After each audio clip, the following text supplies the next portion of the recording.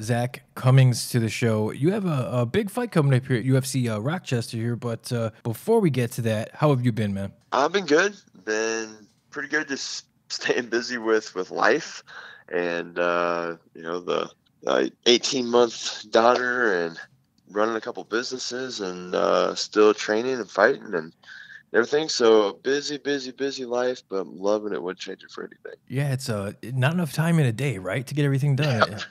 Absolutely.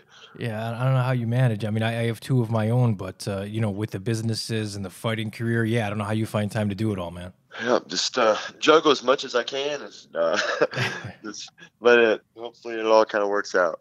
Yeah, no doubt, man. As I said, you have a big fight coming up here against Trevin Giles. How does it feel to be able to get into a fist fight with a police officer and not have to worry about any repercussions? Won't be the first time. Really? That's pretty cool. Actually, yeah, I had back in the day in a regional show and stuff. Actually, I fought another officer, and yeah. So yeah, he said he had to take a little time before he went back to work because his face was a little mangled. But yeah, I mean, I'm actually a huge advocate for law enforcement. So I mean, I highly respect him and stuff. So, and then kind of knowing that he took a break from going 2-0 in the UFC, and he's undefeated. A lot of big prospect, a lot of stuff kind of looking positive for him. And he's like, whoa, I'm gonna go and hold and get a real career going that way.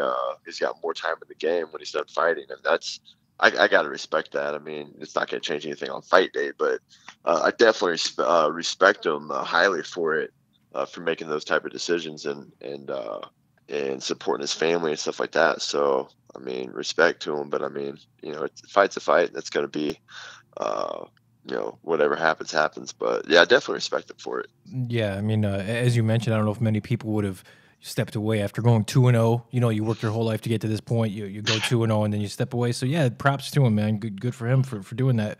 But as you mentioned, absolutely, it's not really going to change anything come fight day. No, absolutely. You're on a nice little run here, man. You've won 3 out of your last 4. Your only loss being to Prezeres, which was a close split decision. So yeah. So I mean, how do you feel about your run? I mean, I feel like I don't know. I feel like most of my career is on a run. Just yeah. I don't know. I don't know if I show up and fight how I should, man. I'm hard to beat, and then I mean, even I don't know. I didn't feel all that great about my performance at the Prezeres fight. I still thought I did enough to win, but no, man. I just I feel good. I'm decided to go back up to middleweight and try not to kill myself cutting weight as much. And I feel good there. I definitely, last fight was tough. I ate a hard right hand in the first 7 seconds of the fight, and definitely had to fight through a shattered orbital for the rest of the fight. But I made it happen, and put my head down, just kept putting combinations together, and just kind of had to grind in on them and get the win. But no, I definitely feel good with the career I've had in the UFC and the work I've done. I mean, I've fell short a couple times, but for the most part, man, I go out there and I know I've got all the ability to put in the work and walk away with the victory. Oh yeah, no doubt, no doubt. You're in my head, man, because you're like one step ahead of me here. I wanted to ask you about the change of weight back to 85. I know that you train at Factory X with Anthony Smith and a lot of those guys, and I was wondering what prompted the move. Was it just kind of seeing Anthony and some of the other guys moving up and having a lot of success? Was that kind of the basis of it? Yeah, I mean, we've been talking about it for a while. My last few cuts to 70 have been rough. Yeah, I mean, really, really rough. And well, you're a big dude. I mean, you're not a small dude. Yeah, I'm thick. Right, yeah, I put weight. Yeah, and I mean, like, even when I fight at 170 or 185, like I'm pretty much the same weight in the cage. So that's not really changing much. But it's, yeah, I don't know. It's just the weight cuts were getting really bad, and I was kind of we're kind of stressing out. Really kind of worried about the recovery, so I didn't know if I was really the best me in there fighting. We just didn't really know. Sometimes I felt great, sometimes I felt really sluggish, and took a while to like kind of get the blood pumping back to my legs and everything. And I don't know, it was one of those. And then So, I mean, we were talking about it, and then absolutely, Kraus decides to go up to 170. Anthony Smith went to 205, and I think seeing the how those guys felt and how they performed that next weight class up definitely made it, I think, easier for me to make the final decision. Especially Anthony. Anthony was it was that was a little inspirational. Thing to see. Just I felt like he was kind of on my level, someone that the UFC isn't hardcore pushing forward. That we're just kind of Midwest boys that's going in, putting our heads down, showing up on fight week, and doing what we do, and then we don't really hear a whole lot from us until it's time to step in again. I mean, they've got their people over there hardcore pushing and stuff, and I just don't think we're really one of them.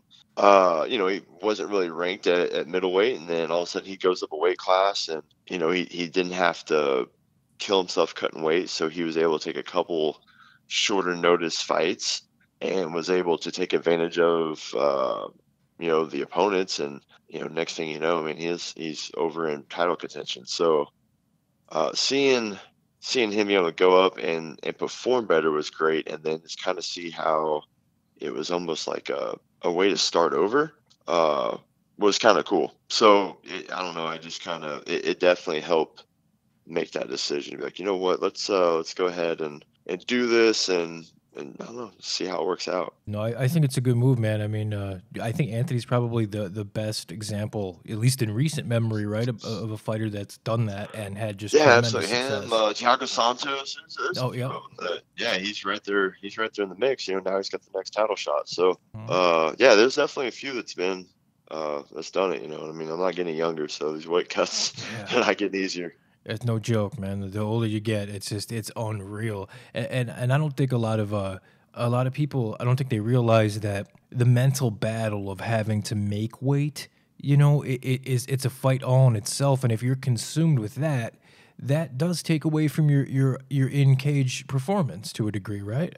Oh, yeah, absolutely. I mean, it wears you out. Like I feel like at 170, for the most part, I didn't even care about my fight. My fight was making weight.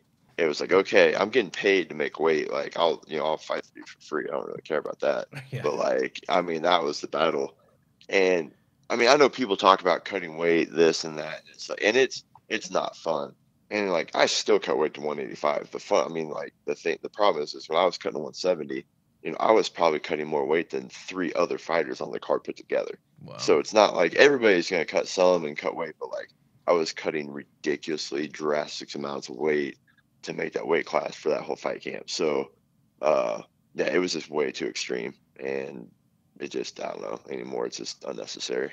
Well, I think it's gonna pay off, man. You looked fantastic in your last fight, and you sound like you're in a better place.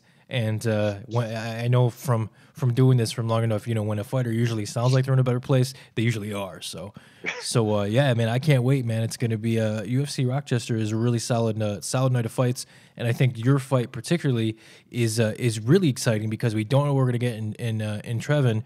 But with you, we know exactly what we're going to get. We're going to get a veteran that brings it and doesn't quit. Man, I remember the Grindhouse days way back in Access TV, watching you and Kraus and all them Grindhouse guys, man. It's just a long time ago, It's incredible the career you've carved out for yourself, man. Awesome. I appreciate it. Yeah, it's definitely, a group of us here in the Midwest, and I feel like we've come a long way. I mean, we've always been able to win fights and stuff like that, but I feel like technically and, I feel like we're in a really good place. I think we've evolved with this sport very, very well, mixing everything, all the striking to the wrestling to grappling, submission to ground and pound all together. There's a lot of gyms out there that are still like today's wrestling today, today's striking today, today's jiu-jitsu day, and they're still not blending these different arts together. And it still blows my mind that we're in this day and age in this sport, and people are still training everything separately. So I'm cool with it. They can keep on doing it because as long as we're blending this stuff, we're going to be a step ahead of the game.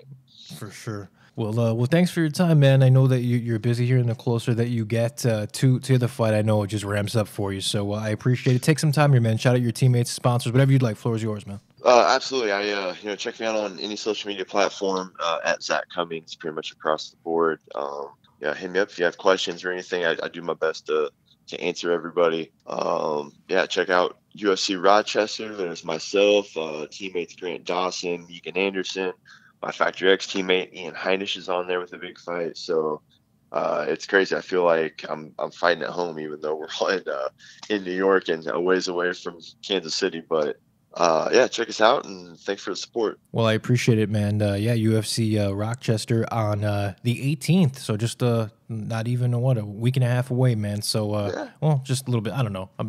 12 days. So sure. We'll go almost 2 weeks 2 weeks. though. That's in my mind. Right, me too. But you'll have some people that'll correct every little thing. But that's Oh yeah. thank you for your time, man, and best of luck to you, man. Thank you.